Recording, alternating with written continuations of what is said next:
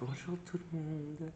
Alors aujourd'hui, je voulais continuer dans le cycle des névroses et je vous avais dit que je vous parlerai d'une étude de cas de traumatisme. Alors, je vous ai expliqué la dernière fois que le trauma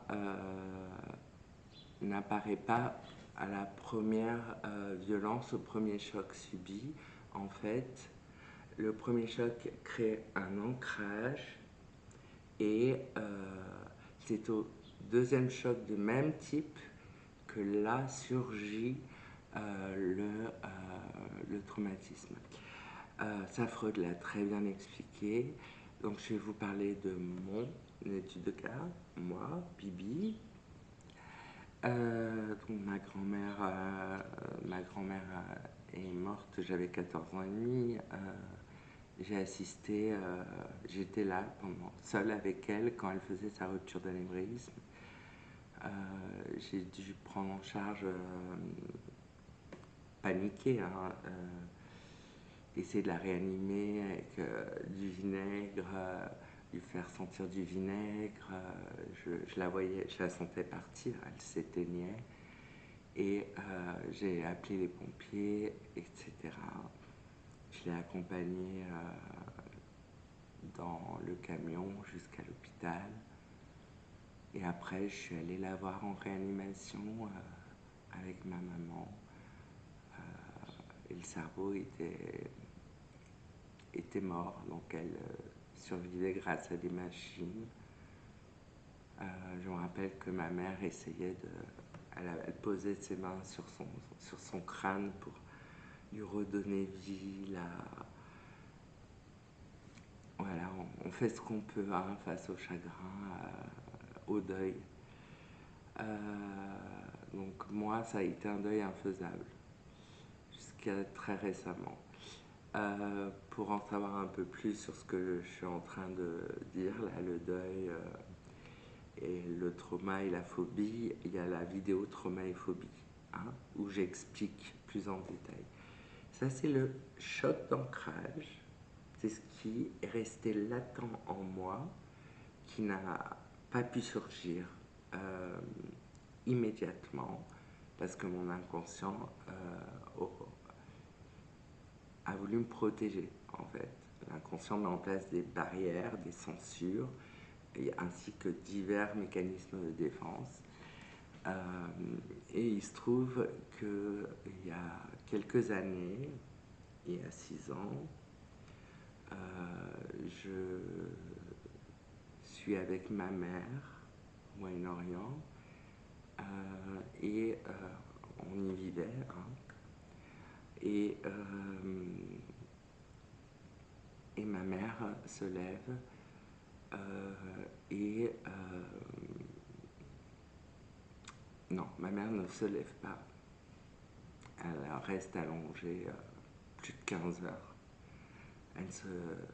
Enfin, quand j'essaie de la réveiller, elle faisait comme ça. Moi, je pensais qu'elle voulait dormir, qu'elle était fatiguée. Et au bout d'un moment, j'ai forcé à se réveiller. J'ai forcé à se lever. J'ai fait une soupe. J'ai forcé à manger. Je lui ai donné à manger à la petite cuillère. Et déjà là, j'ai senti qu'il y avait un problème. J'ai fait neurosciences, donc j'ai été tout de suite replongée dans mes cours. Et en fait,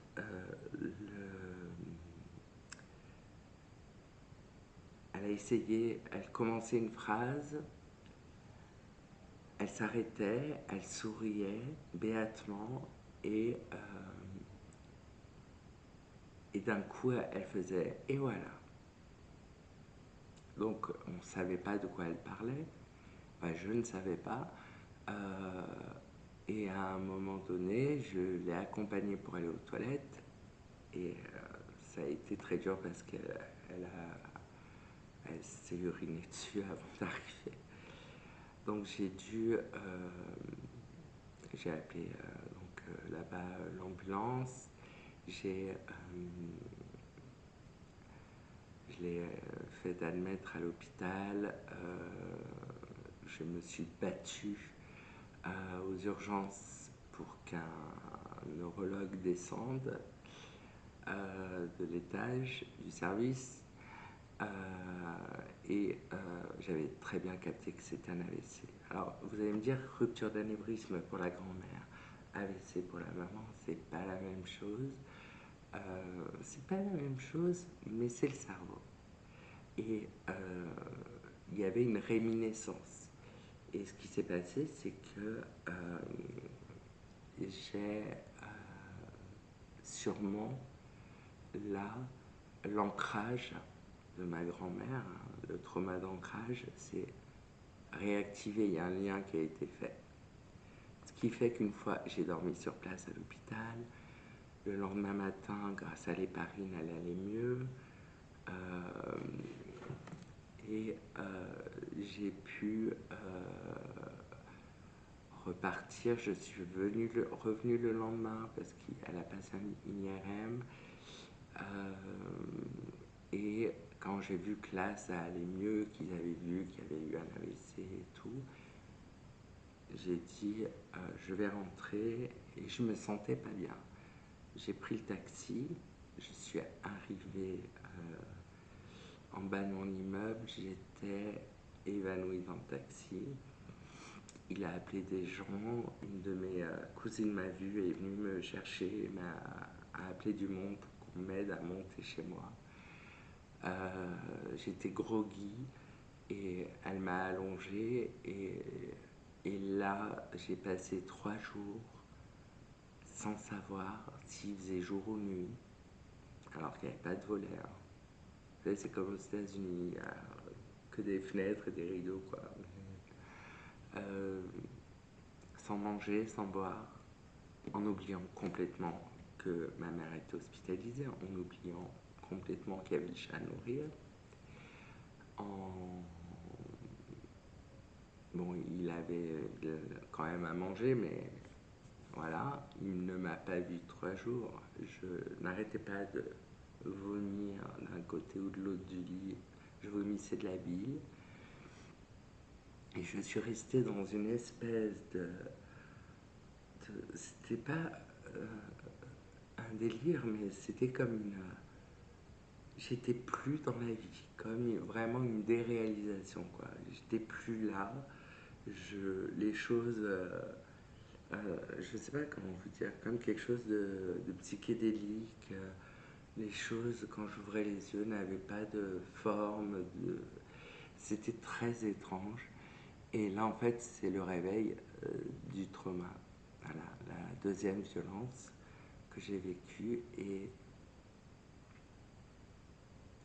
ouais, j'en ai bavé, quoi. J'en ai bavé. Finalement, au bout de ces 3 jours, j'ai réussi à descendre du lit, à ramper jusqu'à la porte, ouvrir la clé, appeler la voisine au téléphone. Et c'est un ami qui a été chercher ma maman à l'hôpital. Donc un grand merci à Sévac. Il se reconnaîtra. Voilà, et c'était vraiment pour mettre en mots et en images l'ancrage du traumatisme. Il y a le trauma, le premier trauma, il ne se passe rien. Et quand un deuxième événement similaire apparaît, là, vous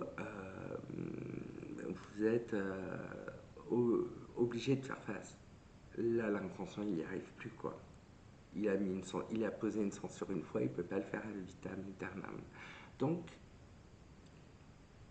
voilà, j'espère que ça vous illustrera en tout cas ce qu'est un trauma, un traumatisme. Je vous embrasse et je vous dis à dimanche prochain pour une vidéo psychanalyse et sûrement les psychoses d'ailleurs, et à jeudi pour une vidéo make-up.